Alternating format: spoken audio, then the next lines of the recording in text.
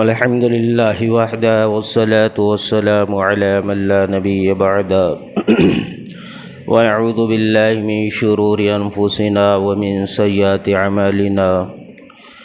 ونعوذ بالله من شرور أنفسنا ومن سيئات أعمالنا ونعوذ بالله من شرور أنفسنا ومن سيئات أعمالنا وقال سبحانه وتعالى إن الله وملائكته يصلون على النبي يا أيها الذين آمنوا صلوا عليه وسلموا تسليما اللهم صل على محمد وعلى آل محمد كما صليت على إبراهيم وعلى آل إبراهيم إنك حميد مجيد اللهم بارك على محمد وعلى آل محمد كما باركت على إبراهيم وعلى آل إبراهيم إنك حميد مجيد صدق الله العظيم وصدق رسوله الكريم اما بعد محترم حضرات دوستو، اللہ تبارک و تعالی نے انسانوں کو دونوں جہاں میں کامیاب کرنے کے وعدے کیے ہیں۔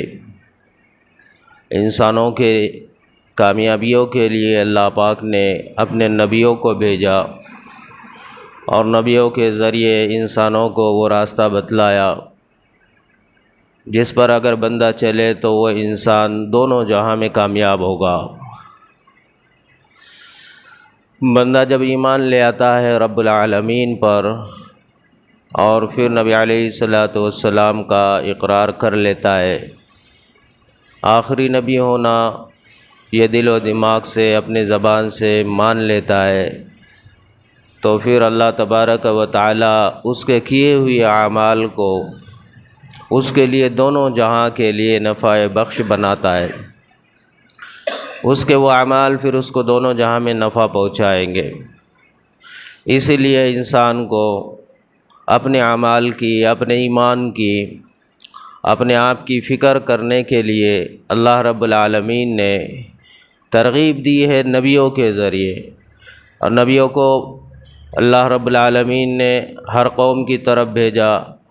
ہر نبی نے اپنی قوم کو یہی بتلایا کہ تم اللہ پر ایمان لے آؤ۔ نفع،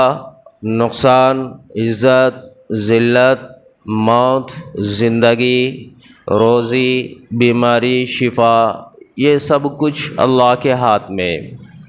انسان کا ان باتوں پر یقین آ جائے تو پھر یہ انسان کامل ایمان کی طرف اپنے آپ کو بڑھاتا ہوا چلتا ہے اور پھر اعمال کرتا ہے، تو پھر جو وہ اعمال کرے گا وہ اعمال اس کے لیے دنیا میں بھی اور آخرت میں بھی نفع پہنچائے گے۔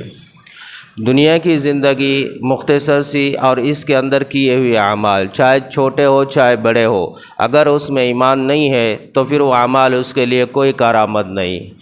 اور وہ عمل اور ایمان کے بغیر ہے تو وہ عمل اس کے لیے دنیا میں بھی اور آخرت میں بھی سوائے افسوس کے اس کو کچھ نہیں نفع پہنچا سکتے۔ اور وہ عمل اگر اس میں ایمان ہے اور ایمان کے ساتھ پھر وہ عمل ہے چاہے پھر چھوٹا ہی کیوں نہ ہو، اگر وہ اللہ کو پسند آ گیا تو وہ عمل ہی پر اللہ اس کی مغفرت کرائے گا۔ ایمان ہمارے دلوں میں آج جو ہے اس معیار کا ہے ہی نہیں جیسا اللہ کی چاہت اور اللہ نے بتلایا کہ تمہیں کیسا ایمان والا ہونا چاہیے۔ نبی علیہ السلام اور صحابہ رضی اللہ تعالیٰ عنہم اجمعین کی حالات زندگی کو اگر ہم دیکھیں گے تو صحاباؤں نے جب ایمان لے آیا تو کس طرح ایمان لے آیا۔ ان کا ایمان اللہ نے پھر اس معیار کو پہنچایا کہ آنے والے قیامت تک کے انسانوں کو اللہ یہ کہہ رہا ہے کہ آپ ایمان لائے تو ایسا لائے جیسا صحاباؤں نے لایا۔ یعنی ایمان صحاباؤں کا اللہ کے مطلوب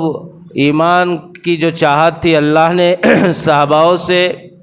صحاباؤں کا ایمان اس معیار کو پہنچ چکا تھا، یعنی مکمل ایمان ہو چکا تھا، تبھی اللہ نے صحاباؤں کے ایمان کے مطابق ایمان لانے کا انسانوں کو حکم دیا۔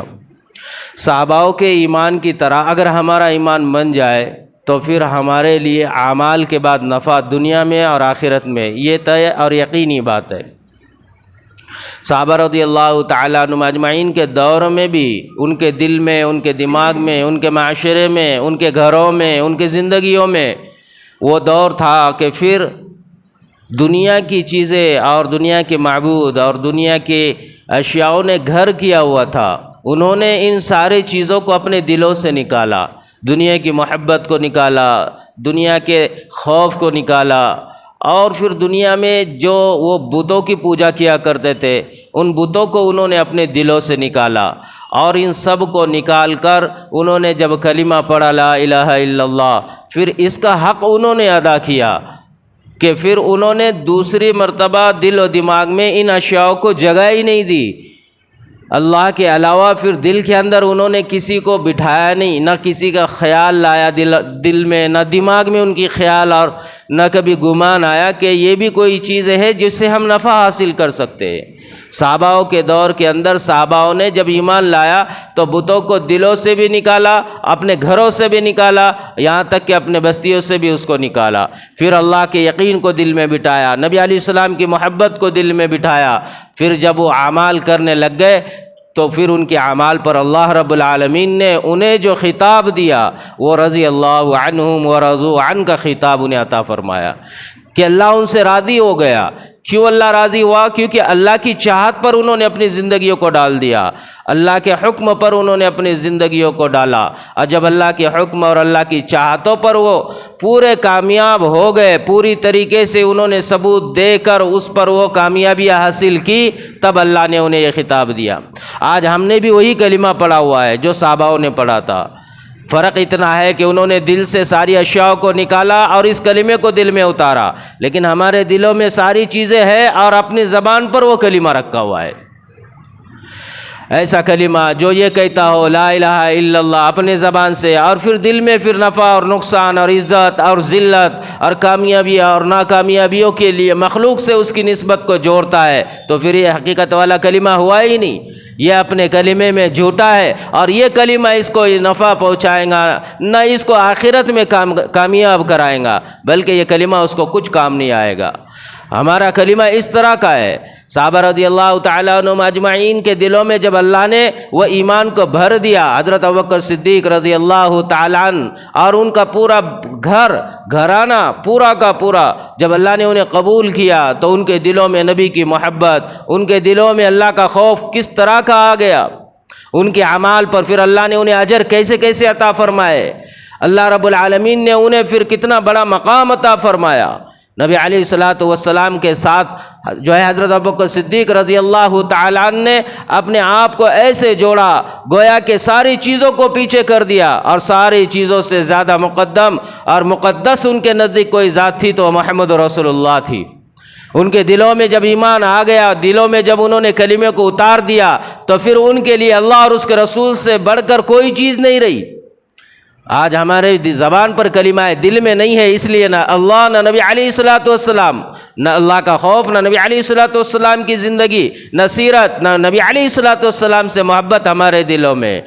ہم برائے نام مسلمان ہیں، اور اس کے علاوہ پھر ہم اللہ کو مانتے لیکن پھر اور مخلوقات کو بھی مانتے، اللہ کو مانتے لیکن مخلوقات سے بھی نفع نقصان کی چاہت دل میں ہے، اللہ کو مانتے لیکن مخلوقات کا بھی جو ہے تعثرات سے ہمارا دل بھرا ہوا ہے۔ اسی کو تو کہا ہے کہ یہی شرک ہے۔ شرک کیا ہے؟ اللہ کے علاوہ مخلوقات کے تاثرات کو دل میں لے کر ان سے نفع نقصان کو جوڑنا، یہی شرک ہے۔ کعبۃ اللہ میں جو اس وقت میں کفار مشرکین نے جو بت بنا کر رکھے ہوئے تھے، وہ ان بتوں کو جو مانا کرتے تھے وہ حقیقت میں ان بت کو نہیں مانا کرتے تھے، ان بت کے پیچھے جو شخصیت ہوا کرتی تھی ان شخصیات کو وہ مان کر ان بتوں کی شکل میں ان سے اپنے تعلقات کو جوڑتے تھے۔ وہ بتوں کے علاوہ وہ جتنے بت تھے کعبۃ اللہ میں، وہ سارے کے سارے نیک بزرگان دین یا اللہ والے یا وقت کے نبی یا وقت کے رسول یا وقت کے نبیوں کے اولاد میں سے کوئی ہوا کرتا تھا، ان کے یاد میں، ان کے ہی محبت میں اور انہی کے جو ہے عشق میں ان لوگوں نے ان بتوں کو ایک شکل عطا فرمائی تھی، ایک شکل اس کی بنائی۔ بتوں کی شکل بنائی اور ان بتوں کی شکلوں میں ان سے جو ہے تو یہ اپنی حاجتوں کو مانگا کرتے تھے، ان سے وہ اپنی مسائلوں کو اپنے حل کرنے کی چاہت میں سوال کیا کرتے تھے۔ یہ 360 بتوں کو یہ سب کچھ جو ہے نا یہ وہ پرانے دور میں وہ نیک اور اچھے لوگ ہوا کرتے تھے، انہی کی تصاویروں کو بنا کر، انہی کے مجسموں کو بنا کر، انہی کے جو ہے پتلوں کو بنا کر یہ ان سے مدد کو مانگا کرتے تھے۔ لہذا وہ بتوں کے سامنے، ان پتھروں کے سامنے حقیقت میں اس کو نہیں سجدہ کیا کرتے تھے، نہ اس کی نہیں عبادت کیا کرتے تھے۔ اب اگر یہ بات پر غور کیا جائے تو آج ہمارا حال بھی تو پھر ویسی ہی ہے، اور وہ لوگ اس بات کا بھی دعویٰ اور اقرار کیا کرتے تھے۔ قرآن کہتا ہے کہ وہ یہ بھی کہا کرتے تھے کہ ہم رب کو ہی مانتے ہیں، رب ہی ہمارا مالک اور خالق ہے۔ قرآن کہتا ہے کہ جب یہ کشتیوں میں سوار ہوتے تو وہ مجھے پکارتے۔ اللہ کہہ رہا ہے کہ وہ مجھے پکارتے، کشتیوں میں سوار ہو کر جب یہ سفر کرتے تو وہ مجھے پکارتے، باقی سب کو بھول جاتے۔ اور جب کشتیوں سے میں ان کو پار کرتا سمندر سے، اور جب سمندر پار کر کر وہ اپنے بستی میں چلے جاتے تو پھر وہ انہی بتوں کی طرف اپنے آپ کو جوڑ دیتے۔ تو لہذا پریشانیوں میں، مصیبتوں میں یہ لوگ جو مانتے تھے جن بتوں کو، یہ جو ہے وہ آرام اور راحت کے وقت مانتے تھے، اور حقیقت میں جب مانتے تھے تو وہ اللہ کو مانتے تھے۔ آج ہمارا بھی حال ویسی ہی کچھ ہے،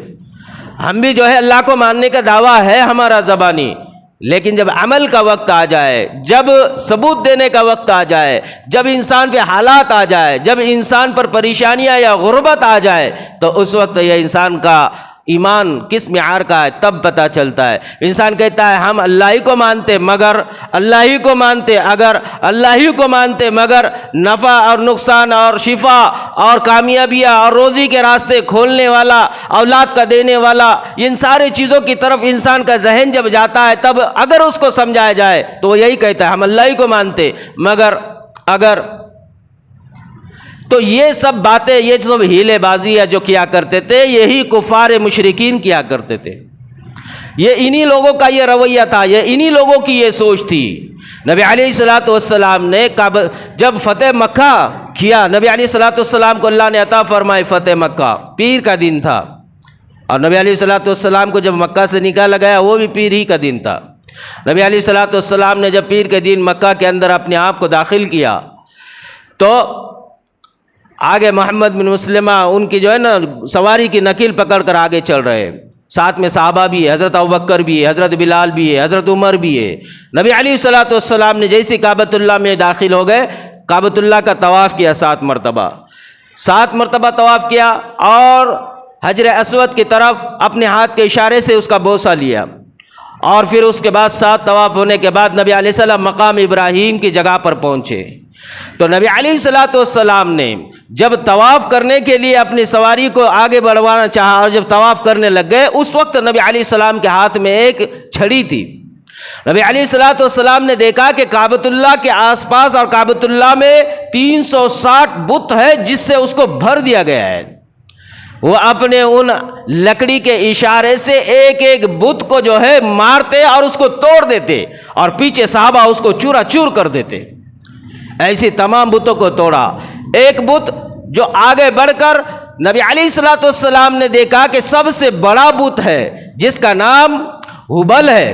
اور یہ ہبل بت جو ان لوگوں کے نزدیک بہت زیادہ معزز تھا، وہ اس لیے تھا کیونکہ ان کا یہ گمان اور یہ عقیدہ تھا کہ جب ہم کسی دشمنوں سے لڑنے کے لیے میدان میں اترے تو اس وقت یہ ہمارے ساتھ بھی اترتا ہے، اور یہ ہبل بت یہ ہمارے ساتھ دیتا ہے، اور یہ ہمارے دشمنوں کو پچاڑ دیتا ہے اور ہم کو ان پر غالب کر دیتا ہے، لہذا یہ ہبل ہماری مدد کرتا ہے۔ اب یہ ہبل بت کیا چیز تھی؟ یہ ہبل حضرت آدم علیہ نبی علیہ الصلوۃ والسلام کی جو اولاد تھی 2، ایک حابیل اور قابیل، اور قابیل نے جب حابیل کا قتل کیا تو یہ حابیل جو شہید ہوا،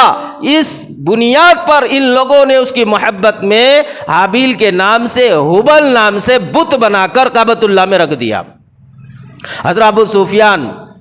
جب انہوں نے احد کی لڑائی میں نبی علیہ الصلوۃ والسلام کے سامنے جب انہوں نے اپنے آپ کو کھڑا کیا تو انہوں نے وہاں پر یہی نعرہ لگایا تھا ہبل کے نام سے، جب ہبل کے نام سے انہوں نے نعرہ لگایا تو لوگوں کے اندر جوش پیدا ہو گیا، تو سبھی لوگوں نے ہبل کے نام سے جوش لگایا، یعنی ان کا یہ گمان تھا، یہ یقین تھا کہ یہ بت ہماری مدد کرتا ہے دشمنوں کے مقابلے میں۔ لہذا نبی علیہ السلام طواف کرنے لگ گئے تو وہ ہبل کے بت کے پاس نبی علیہ السلام پہنچنے کے بعد نبی علیہ السلام نے اپنی چھڑی اس کے آنکھ کے اوپر ماری، اور آنکھ پر مار کر اس کو جو ہے جیسی مارا وہ بت زمین پر اپنے منہ کے بل گر گیا۔ اور صحابہ رضی اللہ تعالیٰ عنہ سے اللہ کے رسول نے فرمایا کہ گرے ہوئے بت کے ٹکڑے کر کر اس کو ریزہ ریزہ کر دو، اس کو ذرہ ذرہ کر دو۔ صحاباؤں نے آگے بڑھ کر اس ہبل بت کو توڑ دیا۔ تو حضرت زبیر بن عوام رضی اللہ تعالیٰ عنہ ان کے پاس کھڑے ہوئے تھے حضرت ابو سفیان۔ حضرت ابو سفیان سے انہوں نے کہا کہ ابو سفیان دیکھ رہے ہو تمہارا ہبل بت آج اس کے کیا حال ہو رہے ہیں؟ تو ابو سفیان اس وقت مسلمان بن چکے تھے، انہوں نے دیکھ کر کہا کہ ابن عوام جانے دو، ان باتوں کو کیوں یاد دلا رہے ہو؟ لہذا انہیں بھی یہ حقیقت کھل چکی تھی، میں کتنا نادان تھا کہ مکہ جو ہے احد کے اندر نبی علیہ الصلوۃ والسلام کے خلاف میں اس کے نام سے لڑنے کے لیے آگے بڑھا تھا۔ اللہ نے جب حقیقت کھول دی تو وہ جو ہے شرمندہ ہو گئے اور حضرت زبیر بن عوام سے کہنے لگے کہ چھوڑ دو، ان باتوں کو کیوں یاد دلا رہے ہو؟ لہذا اس بت کی حالت کو جب پورا ریزہ ریزہ ہو گیا، نبی علیہ الصلوۃ والسلام نے پھر مقام ابراہیم پر جو کعبۃ اللہ سے ایک ساتھ جڑا ہوا تھا وہاں پر کھڑے ہو گئے، اور وہاں پر کھڑے ہونے کے بعد اللہ کے حبیب نے حضرت علی رضی اللہ تعالیٰ عنہ کو کہا کہ علی میرے کندھے پر کھڑے ہو جاؤ، میرے کندھے پر سوار ہو جاؤ، اور سوار ہو کر کعبۃ اللہ کے چھت کے اوپر پہنچ جاؤ، اور کعبۃ اللہ کے چھت پر جو بنو خزان قبیلہ بنو خزان نے ایک بت بنایا ہوا تھا، تم اس بت کو توڑ دو۔ لہذا حضرت علی رضی اللہ تعالیٰ نے اوپر چڑھ کر انہوں نے اس بت کو کعبۃ اللہ کے اوپر جو تھا اس کو توڑنے کی کوشش کی، لیکن وہ بت اتنا مضبوط اور سلاخوں سے اس کو جو ہے باندھ کر سلاخوں سے بنا کر اس کو اتنا فٹ کیا ہوا تھا کہ وہ ٹوٹنا مشکل تھا۔ لیکن حضرت علی رضی اللہ تعالیٰ نے جب اس پر ضربیں لگائی تو وہ جو سلاخوں سے بنا ہوا تھا، سلاخوں سے اس کو جکڑا ہوا تھا، سلاخوں سے اس کو بنایا گیا تھا، فرمایا کہ اس کو حضرت علی نے توڑ دیا اور اٹھا کر اوپر سے کعبۃ اللہ پر سے نیچے پھینک دیا، پھینک کر اس کو چورا چور کر دیا۔ اللہ کے حبیب صلی اللہ علیہ وسلم نے پھر فرمایا جاؤ، حضرت بلال رضی اللہ تعالیٰ عنہ کو کہا کہ جاؤ عثمان بن ابی طلحہ کے پاس اور کعبۃ اللہ کی چابیاں لے کر آؤ۔ حضرت بلال رضی اللہ تعالیٰ عنہ وہاں پہنچتے حضرت عثمان بن ابی طلحہ کے پاس، ان سے چابیاں لاتے کعبۃ اللہ کی، کعبۃ اللہ کا دروازہ کھولتے، تو کعبۃ اللہ کا دروازہ کھولتے تو کیا دیکھتے؟ کعبۃ اللہ کے اندر تمام الگ الگ انسانوں کی شکلوں میں بنائے ہوئے بت رکھے ہوئے۔ اللہ کے حبیب صلی اللہ علیہ وسلم نے حضرت عمر رضی اللہ تعالیٰ عنہ کو بلایا اور حضرت عمر رضی اللہ تعالیٰ عنہ کو کہا کہ جاؤ اندر اور سب کی سب بتوں کو توڑ دو۔ کئی بتوں کو حضرت عمر رضی اللہ تعالیٰ نے توڑا۔ حضرت عمر کہتے ہیں میں جب اندر داخل ہوا ہر طرف بت رکھے ہوئے تھے، ان بتوں کو میں نے توڑا، اور بتوں کے علاوہ تصاویر بنے ہوئے تھے،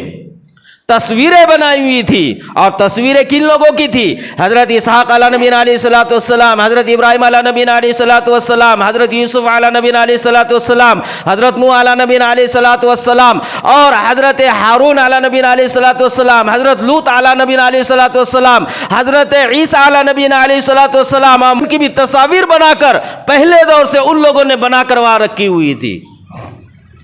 جب حضرت عمر رضی اللہ تعالیٰ عنہ اندر داخل ہو گئے تو انہوں نے اپنے ہاتھوں سے تمام تصاویروں کو توڑ دیا، بتوں کو توڑ دیا۔ ایک تصویر جو حضرت ابراہیم علیہ نبی علیہ الصلوۃ والسلام اور حضرت اسماعیل علیہ نبی علیہ الصلوۃ والسلام کی بنی ہوئی تھی، اس میں سے اسماعیل علیہ نبی علیہ الصلوۃ والسلام کی توڑ دی اور حضرت ابراہیم علیہ نبی علیہ الصلوۃ والسلام کی تصویر کو چھوڑ دیا۔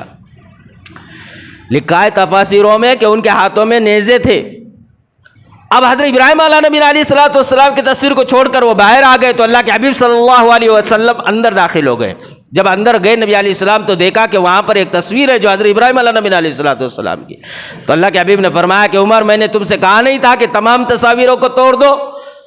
لہذا تم آگے بڑھو اور یہ جو تصویر ہے تم اس کو بھی توڑ دو، کیونکہ یہ جتنے بت بنے ہوئے ہیں یہ بت کی شکل میں جو انہوں نے بنائی ہوئی ہے اس کے پیچھے کوئی نہ کوئی بزرگ، کوئی نہ کوئی ولی، کوئی نہ کوئی اللہ والا، کوئی نہ کوئی رسول، کوئی نہ کوئی نبی، کوئی نہ کوئی اللہ کا نیک بندہ ہے، اس کی عکس کو انہوں نے پتھر میں، انہوں نے لکڑیوں میں جو ہے تو چھید دیا ہے اور یہ اس کے ذریعے ان کو یاد کرتے۔ یہ ہے شرک. کہا کہ تم اس کو نکال دو. پھر اللہ کے حبیب نے آگے فرمایا لعنت ہو ان لوگوں پر جو لوگ ایسی تصاویر بناتے ہیں جس کے اندر وہ جان کو نہیں بھر سکتے. لعنت ہو ایسی تصاویر بنانے والوں پر کہ جو اس کے اندر جان نہیں ڈال سکتے. پھر اللہ کے رسول نے فرمایا کہ لعنت بھی ہو ان لوگوں پر کہ یہ لوگ حضرت ابراہیم علیہ نبی علیہ الصلوۃ والسلام کو کیا سمجھتے ہیں. یہ یہود اور نصارہ یہ سمجھتے ہیں کہ یہ ان میں سے. فرمایا کہ یہ سمجھتے ہیں. فرمایا یہ ہرگز نہیں، جبکہ حضرت ابراہیم علیہ نبی علیہ الصلوۃ والسلام تو سچے مومن، سچے مسلمان اور سچے مومن تھے. لہذا وہ مسلمان تھے تو حضرت ابراہیم علیہ نبی علیہ الصلوۃ والسلام کی تصویر کو بھی اللہ کے حبیب نے کہا کہ ان کو بھی توڑ دو. اس وقت میں نبی علیہ السلام کے حکم پر سارے بتوں کو توڑ دیا. یہ وہ دن تھا جو فتح مکہ کا تھا. نبی علیہ السلام کے کہنے پر سب توڑ دیے گئے. نبی علیہ السلام باہر نکلے، مقام ابراہیم پر پہنچتے. پھر نبی علیہ السلام نے سب کو توڑ کر اس کو صاف کروایا. پھر نبی علیہ السلام نے وہاں پر 2 رکعت 2 ستونوں کے بیچ میں جو ہے تو 2 رکعت نماز ادا کی. اس کے بعد نبی علیہ السلام باہر نکلے، پھر مقام ابراہیم جو کعبۃ اللہ سے لگا ہوا تھا وہاں پر 2 رکعت ادا کیے. اس کے بعد پھر زمزم پانی کو منگوایا. نبی علیہ السلام نے زمزم کا پانی پیا بھی اور اس سے وضو کیا. جب وضو کیا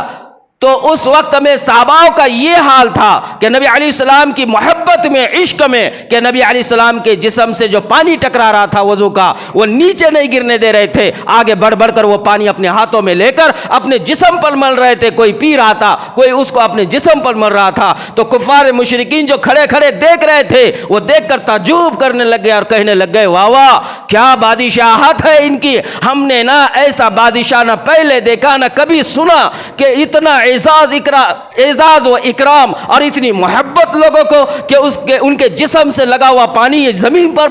گرنے نہیں دے رہے، لہذا اٹھا کر اپنے منہ پر اپنے جسم پر مل رہے.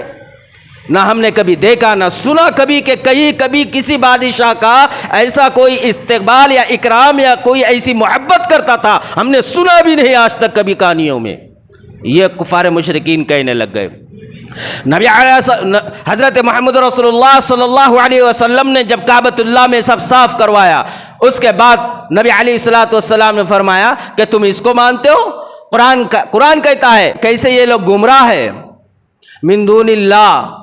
کہ یہ لوگ اللہ کے علاوہ من لا یستجیب لہ الی یوم القیامہ پکارتے ہیں ایسے لوگوں کو جو قیامت تک ان کی پکار سن نہیں سکتے. ومن اضل ممن يدعو، قیامت تک اگر یہ اس کے سامنے گڑ گڑائے، روئے، ہاتھ اٹھائے یا پھر ان کے سامنے بیٹھے اور ان سے سوال کر کر پکارتے رہے ان کو، من لا یستجیب لہ الی یوم القیامہ، 1-2 سال نہیں قیامت تک اگر یہ بیٹھے رہے تو فرمایا کہ یہ ان کی پکار کو سن نہیں سکتے جس کو انہوں نے رب بنایا ہوا ہے.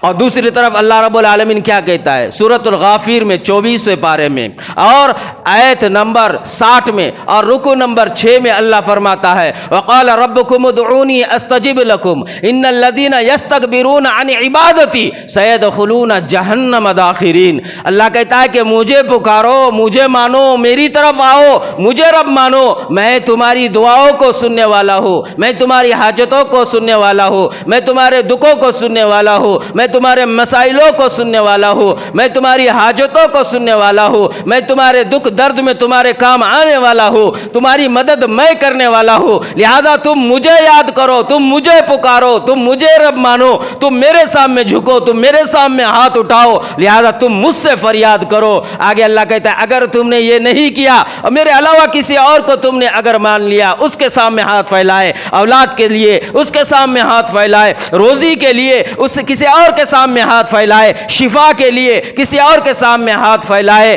دنیا کے پریشانیوں سے نکلنے کے لیے، تو اللہ فرماتا ہے کہ میں ان کے لیے پھر ایسا انتظام کر دوں گا، ایسا انتظام کر دوں گا کہ میں نے ان کے لیے جہنم کی آگ کو تیار کیا ہے. جہنم کی آگ یہ ان کا ٹھکانہ ہوگا اور یہ یہی لوگ ہوگے جو جہنم کا ایندھن بنیں گے اور جہنم کے اندر میں ان کو پہنچا دوں گا.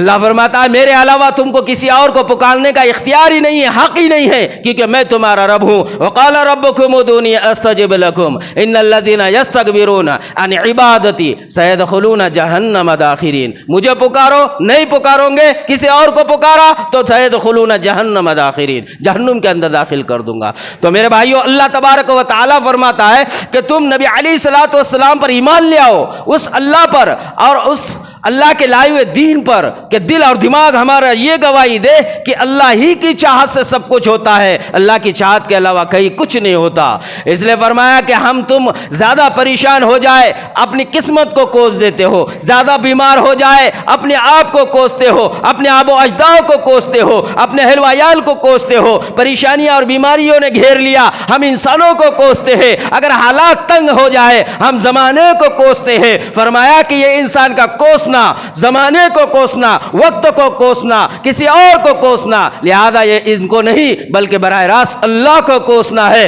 کیونکہ سب کچھ اللہ کا ہے، زمانہ اللہ کا ہے، زمانے سے اللہ ہے اور اللہ سے زمانہ جڑا ہوا ہے۔ اس لیے فرمایا وقت کبھی کوئی برا نہیں ہوتا اور ٹائم کبھی خراب نہیں ہوتا، وقت کبھی پریشانیوں اور مصیبت والا نہیں ہوتا۔ یہ سب کچھ جو ہوتا ہے فرمایا کہ یہ انسان کے کیے ہوئے اعمال کا نتیجہ ہوتا ہے۔ اگر اس کے اعمال خراب ہے، اگر اس کے اعمال کے اندر کوئی گڑبڑی ہے، تب جا کر اس کے اعمال کے حساب سے اللہ حالات کو بناتا ہے، اس کے گھر کے ماحول کو بناتا ہے، اس کے بستی کے ماحول کو بناتا ہے، اور اللہ پھر اس اعتبار سے پورے ملک کے حالات کو بناتا ہے۔ تو ہمارے اعمال سے، ہمارے نکلے ہوئے کیے ہوئے کام سے، اس سے جو ہے نا آسمان اور زمین کے نظام میں تبدیلی آ جاتی ہے۔ انسان کا عمل، ہمارا کیا ہوا عمل، چاہے چھپ کر ہو نیکی کا، چاہے چھپ کر ہو گناہ کا، چاہے چھپ کر ہو چاہے علانیہ ہو، جہاں جو عمل ہم نے کیا ہے میرے بھائیوں اس کا اثر زمانے پر گرتا ہے، آسمان پر گرتا ہے، زمین پر گرتا ہے، رات اور دن پر گرتا ہے، اور پھر جو ہے بارش کے موسم پر گرتا ہے، اور پھر جو ہے زمانے کے اندر کے ایک ایک لمحے پر اس کا موسم گرتا ہے، فصل اور غلے اور کھیتیوں پر گرتا ہے، یہاں تک کہ روزی اور روٹیوں پر اس کا اثر گرتا ہے۔ ہمارے کیے ہوئے اعمال کا اثر پورے کائنات کے اشیاء پر گرتا ہے، کیونکہ سارے کائنات کی اشیاء کو اللہ نے انسان کے نکلنے والے اعمال سے جوڑا ہے۔ تمہارے ہمارے اعمال جیسے حالات ویسے، تمہارے ہمارے اعمال جیسے وقت ویسا، تمہارے ہمارے اعمال جیسے وہی دور چلے گا، وہی نظارہ نظر آئے گا۔ اس لیے فرمایا کہ اپنے ایمان کو بناؤ، اپنے اعمال کو سنوارنے کے لیے پہلے ایمان کو بناؤ، صحابہ جیسا ایمان، نبی علیہ الصلوۃ والسلام سے محبت، حضرت ابوبکر صدیق رضی اللہ تعالیٰ عنہ۔ اس کے بعد نبی علیہ الصلوۃ والسلام بیٹھے کعبۃ اللہ میں، وضو کیا، نبی علیہ السلام بیٹھے، صحابہ بیٹھے، تمام صحابہ جب نبی علیہ السلام کے پاس بیٹھے، حضرت ابوبکر صدیق اٹھ کر چلے گئے۔ جانے کے بعد حضرت ابوبکر صدیق نے اپنے والد حضرت ابو قحافہ ان کو لے کر آئے، جو نابینا تھے، آنکھ سے انہیں کمزور نظر آتا تھا، ان کو پکڑ کر لے کر آئے، نبی علیہ الصلوۃ والسلام کے سامنے بٹھا دیا۔ نبی علیہ السلام نے دیکھ کر فرمایا کہ ابوبکر انہیں یہاں تک کیوں لائے ہو، لہذا ہم خود جاتے ان کے پاس اور گھر تک میں خود آتا۔ لیکن نبی علیہ السلام سے حضرت ابوبکر نے کہا کہ یا رسول اللہ، یہ زیادہ حقدار ہے کہ یہ خود چل کر آپ کے پاس آئے، یہ اس کے زیادہ حقدار ہے، نہ کہ آپ ان تک جائے، لہذا آپ نے وہاں پر لائے، اور لانے کے بعد نبی علیہ السلام سے کہا یا رسول اللہ آپ ان کے لیے دعا کر دیجئے۔ نبی علیہ الصلوۃ والسلام نے اپنا ہاتھ ان کے سینے پر رکھا اور سینے پر رکھ کر فرمایا کہ قحافہ تم کیوں نہیں اسلام قبول کرتے ہو؟ کیا تمہیں امن اور سکون اور کامیابی والی زندگی جو ہے اللہ جو دینا چاہتا ہے کیا وہ مطلوب نہیں ہے؟ لہذا تم اس زندگی کو اپناؤ جو سکون والی ہے، آرام والی ہے اور کامیابی والی ہے، لہذا تم اسلام قبول کر لو۔ حضرت ابو قحافہ نے فوراً اسلام قبول کر لیا۔ جب انہوں نے اسلام قبول کیا، حضرت ابوبکر صدیق رضی اللہ تعالیٰ عنہ کو نبی علیہ السلام نے مبارکبادی دی، لیکن نبی علیہ الصلوۃ والسلام کے اس مبارکبادی کے بعد حضرت ابوبکر صدیق نے کہا یا رسول اللہ مجھے اس سے بھی زیادہ خوشی ہوتی، اس سے بھی زیادہ مجھے خوشی ہوئی ہے میرے ابا اسلام لے آئے، مجھے اس سے بھی زیادہ خوشی ہوتی کاش اگر آپ کے چاچا ابو طالب ایمان لے آتے، کیونکہ آپ کا دل خوش ہوتا جیسا آج میرا دل خوش ہوا، اور آپ کا دل خوش ہوتا تو میرا دل خوش ہوتا۔ اس لیے نبی علیہ الصلوۃ والسلام جب غار سے آگے بڑھے، نبی علیہ السلام کے ساتھ حضرت ابوبکر صدیق ہے، حضرت ابوبکر صدیق اور حضرت محمد رسول اللہ راستے سے چلنے لگے، کھانے کی اشیاء ختم ہو گئی، جب ختم ہوا تو حضرت ابوبکر دل ملا گئے، پریشان پریشان ہو گئے، اور پریشان ہونے کے بعد انہوں نے دیکھا ایک بکری ہے ایک عورت کے پاس، اس سے کہا کیا میں اس کا دودھ نکالوں؟ اس نے کہا بکری کوئی دودھ نہیں دیتی، کہا کہ آپ مجھے اجازت دے دو۔ حضرت ابوبکر صدیق آگے بڑھے، انہوں نے ہاتھ لگایا، محمد رسول اللہ کے چہرے کی طرف دیکھا، ہاتھ لگایا، بکری کے تھنوں دودھ سے بھر گئے، انہوں نے دودھ کو نچوڑا اور دودھ نکال کر نبی علیہ السلام کے پاس لے کر گئے۔ یہ معجزہ نبی علیہ السلام کی محبت کا تھا، نبی علیہ السلام نے اس کو پی لیا، حتی رضیتو کہ آپ کے پینے پر ابوبکر کا دل خوش ہو گیا، آپ کے پینے پر ابوبکر کا دل خوش ہوا۔ یہ نہیں کہا کہ آپ کے پیٹ بھر کر پینے سے آپ کا دل خوش ہوا، کہا نہیں، وہ کہنے لگے آپ کے پینے سے میرا دل خوش ہوا، کیونکہ آپ کا دل خوش تو میرا دل خوش۔ یہ نبی علیہ السلام نبی علیہ السلام کے بارے میں حضرت ابوبکر صدیق ایک مرتبہ کہنے لگ گئے، یا رسول اللہ، آپ کے چچا حمزہ نے جب ایمان لے آیا مجھے اتنا خوشی میرے ابا کے ایمان لانے پر بھی نہیں ہوئی۔ تو حضرت ابوبکر صدیق کے کہنے پر نبی علیہ السلام نے فرمایا وہ کیسے؟ کہا میرے ابا کے ایمان لانے سے مجھے خوشی تو ہوئی، لیکن حضرت حمزہ کے اسلام اور ایمان لانے پر آپ کو خوشی ہوئی، لہذا آپ کے خوشی کی وجہ سے جو مجھے خوشی ہو گئی اس کی کوئی انتہا نہیں۔ تو میرے بھائیوں، حضرت ابوبکر صدیق نے جو ایمان لے آیا محمد رسول اللہ پر، اس لیے اللہ نے پھر ان کے اعمال کو ایسا وزنی بنایا کہ اس کی کوئی انتہا نہیں رہی۔ حضرت عائشہ صدیقہ رضی اللہ تعالیٰ عنہ آسمان کی طرف دیکھنے لگ گئی، آسمان میں ستارے بھرے ہوئے ہیں، جب ستاروں کو دیکھ کر سوچنے لگ گئی، نبی علیہ السلام سے فرمایا کیا کوئی انسان ان ستاروں اتنے بھی نیکیاں کر سکتا ہے؟ نبی علیہ السلام نے فوراً کہا ہاں۔ کہا کون؟ کہا کہ عمر کے نیکیاں، آسمان کے ستاروں اتنی ہے۔ وہ افسوس اور تھوڑا سا مایوس ہو گئی حضرت اما عائشہ کہ کیوں میرے ابا کا کیوں نہیں نام لیا اس بنا پر۔ تو نبی علیہ السلام سمجھ گئے، فوراً کہا کہ عائشہ کیا تم یہ سوچ رہی ہو کہ میں نے عمر کا نام لیا، آپ کے جو ہے تو والد کا نام نہیں لیا؟ کہا کہ ہاں میں یہی سوچ رہی ہوں۔ کہا عائشہ تم کیا بات کرتی ہو ستاروں کے؟ تمہیں پتا ہے کہ ان سارے ستاروں سے بڑھ کر جو نیکیاں تمہارے ابا کی ہے، وہ ایک رات جو غار میں میرے ساتھ گزاری تھی، وہ 3 راتوں کے نیکیاں ایک طرف، اور یہ سارے ستاروں کے جو ہے تو نیکیاں برابر ایک طرف رکھ دی جائے تو تمہارے والد کے نیکیاں غالب آ جائے گی، لہذا تمہارے والد کے نیکیاں وہ 3 راتوں کی جو غار میں میرے ساتھ گزاری تھی ان سارے ستاروں سے زیادہ ہے۔ حضرت عمر رضی اللہ تعالیٰ نے اسی لیے بار بار محمد رسول اللہ اور حضرت ابوبکر کے پاس جاتے اور کہتے ابوبکر تم میرے پورے زندگی کے نیکیاں لے لو، مجھے وہ 3 رات کے نیکیاں دے دو جو مجھے سب سے زیادہ لگتی ہے۔ لیکن میرے بھائیوں، وہ اعمال کا انہیں جو نفع ملا، وہ اجر ملا، اس کی وجہ کیا تھی؟ کہ ان کے دلوں میں محمد رسول اللہ کی محبت اور اللہ کے حکم پر اطاعت پر اپنے آپ کو انہوں نے جمایا اور کھڑا کیا ہوا تھا۔ اس لیے ہمیں بھی چاہیے ہم اپنی زندگی کی قدر کریں اور اپنے آپ کو اللہ سے جوڑے، نبی سے جوڑے، دین سے جوڑے، اعمال سے جوڑے، ایمان سے جوڑے، تو انشاءاللہ ہماری بھی زندگی کارآمد بنے گی، اور موت سے پہلے کیے ہوئے یہی اعمال جو ہے کل قیامت میں ہمیں کام آئیں گے اور موت پر ہمیں کام آئیں گے۔ اللہ سے دعا ہے اللہ پاک ہمیں ایمان والا بنائے اور موت تک ایمان پر باقی رکھے اور ہر عمل پر ایمان کے ساتھ عمل کرنے کی توفیق عطا فرمائے۔ آخر الحمدللہ رب العالمین۔ استغفر اللہ۔